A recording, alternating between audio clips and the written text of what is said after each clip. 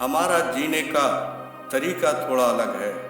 हम उम्मीद पर नहीं, अपनी जिद पर जीते हैं। सफलता शब्द सुनने में जितना आकर्षक लगता है, हकीकत में उसके पीछे बहुत कष्ट और अनेकों ऐसी अनकही कहानियां छिपी होती हैं, जिसका एहसास सिर्फ उन्हीं को होता है जो कामयाबी को अपना लक्ष्य बना लेते हैं और हारना जिनको मंजूर नहीं होता। कैरली हंगरी की सेना में सार्जेंट के पद पर थे और उन्होंने ओलंपिक्स में लगातार 2 गोल्ड मेडल जीतकर इतिहास रच दिया था। वैसे देखा जाए तो यह कोई बड़ा कारनामा नहीं है। ऐसे बहुत खिलाड़ी हैं जिन्होंने व्यक्तिगत रूप से इससे कहीं ज़्यादा गोल्ड मेडल जीते हैं, लेकिन फिर भी पूरी दुनिया कैरली को जानती है, क्योंकि कैरली ने जो कारनामा किया वह साबित करता है कि इंसानी जिद के आगे असंभव जैसा कोई शब्द होता ही नहीं है। 26 साल के कैरली एक पिस्टल शूटर थे और किसी शूटर के लिए उसके हाथ का क्या महत्व होता है बताने की जरूरत नहीं। अपने जिस हाथ से वह देश के सबसे बड़े निशानेबाज बने हों, अगर उनका वही हाथ उनके शरीर से अलग हो जाए और फिर भी वह चैंपियन निशानेबाजी में एक नहीं 2 गोल्ड मेडल लगातार जीत ले, तो सोचिए कितनी जिद होगी उस व्यक्ति के अंदर।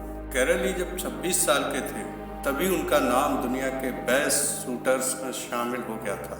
वह लगभग सभी नेशनल और इंटरनेशनल कंपटीशन में जीत हासिल कर चुके थे और अब उनका एकमात्र सपना 1936 के ओलंपिक्स में गोल्ड मेडल जीतने का था, लेकिन उन्हें इसमें हिस्सा लेने से मना कर दिया गया था, क्योंकि वो एक सार्जेंट थे और हंगरी में एक नियम था कि केवल कमीशन ऑफिसर्स ही ओलंपिक्स में हिस्सा ले सकते थे। उनके सपने के रास्ते में आने वाला यह पहला रोड़ा था।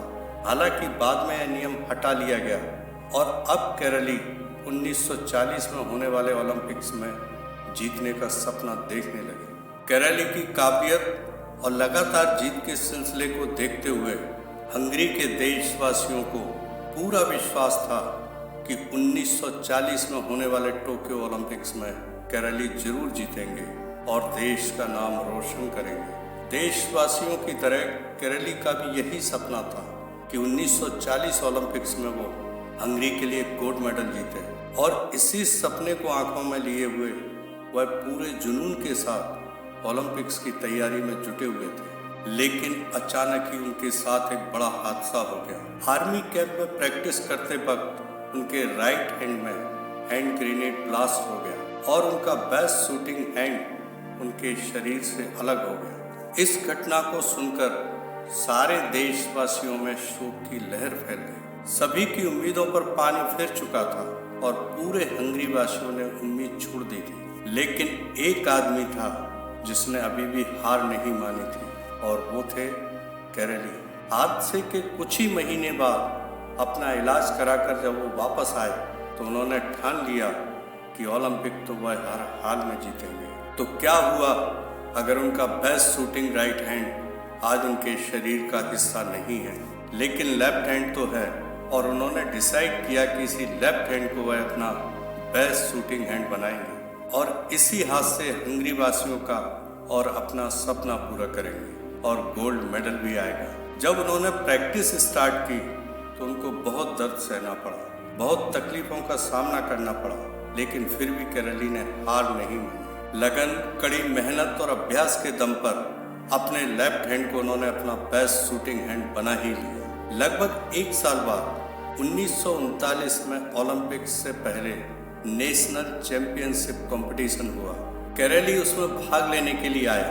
तब तक किसी को नहीं पता था कि कैरली अपने लेफ्ट हैंड से प्रैक्टिस कर रहे थे। सभी प्रतियोगियों को लगा कि वो उनका हौसला बढ़ाने आए, लेकिन सभी को झटका तब लगा जब कैरली ने बताया कि वो वहाँ उनका हौसला बढ़ाने नहीं बल्कि उनसे प्रतियोगिता करने आए हैं। इसके बाद अपने लेफ्ट हैंड से शूटिंग करते हुए कैरली ने सभी प्रतियोगियों को मात दे दी और मुकाबला अपने नाम कर लिया। जीत के साथ ही हंगरी के देशवासियों में खुशी की लहर दौड़ गई और कैरली हीरो बन गए। अब इंतजार था 1 साल बाद होने वाले 1940 ओलंपिक्स का, लेकिन 1940 ओलंपिक्स वर्ल्ड वॉर की वजह से कैंसिल कर दिए गए और कैरेली को एक बार फिर निराशा हाथ लगी। सबको लग रहा था कि अब कुछ नहीं हो सकता, लेकिन कैरेली ने उम्मीद नहीं छोड़ी और उन्होंने अपना लक्ष्य 1944 में होने वाले ओलंपिक्स को बना लिया और अपनी प्रैक्टिस कंटिन्यू कर दी। लेकिन एक बार फिर वर्ल्ड वॉर की वजह से 1944 ओलंपिक भी कैंसिल हो गया। अब कैरेली की उम्र भी उनका साथ छोड़ रही थी, लेकिन इसके बावजूद वो हार मानने के लिए तैयार नहीं थे। 1948 में उनकी उम्र अब 38 साल की हो चुकी थी और अब कैरेली की गिनती उन दावेदारों में नहीं थी जो गोल्ड मेडल जीत सके, क्योंकि जैसे जैसे उम्र बढ़ती है शारीरिक क्षमता भी कम होने लगती है और फिर युवा पीढ़ी के साथ मुकाबला करना बहुत कठिन हो जाता है। इसीलिए एथलीट 30, 35 या अधिकतम 40 वर्ष की आयु के बीच रिटायर हो जाते हैं। और फिर 1948 का ओलंपिक्स आया और कैरेली ने अपने से कहीं जवान और जोशीले प्रतियोगियों को हराकर अपना और अपना देशवासियों का सपना पूरा किया। उन्होंने शूटिंग में हंगरी को गोल्ड मेडल दिलवाया। इसके बाद कैरेली ने 1952 ओलंपिक्स में भी हिस्सा लिया और एक बार फिर गोल्ड मेडल अपने नाम किया। 1956 के मेलबर्न ओलंपिक में कैरेली 8वें स्थान पर रहे और तीसरा मेडल जीतने में असफल रहे, लेकिन उनकी कहानी ने उन्हें इंटरनेशनल ओलंपिक कमेटी के ओलंपिक हीरोज की लिस्ट में जगह दिला दी थी। इसीलिए कहते हैं मंजिल उन्हीं को मिलती है जिनके सपनों में जान होती है, क्योंकि पंखों से कुछ नहीं होता, हौसलों से उड़ान होती है। अगर आपको ये मेरा वीडियो पसंद आया तो लाइक, शेयर और कमेंट करें। और हाँ, अगर चैनल पर पहली बार आए तो सब्सक्राइब कर बेल आइकन जरूर से प्रेस कर दें, जिससे आपको और वीडियो मिल सके। धन्यवाद।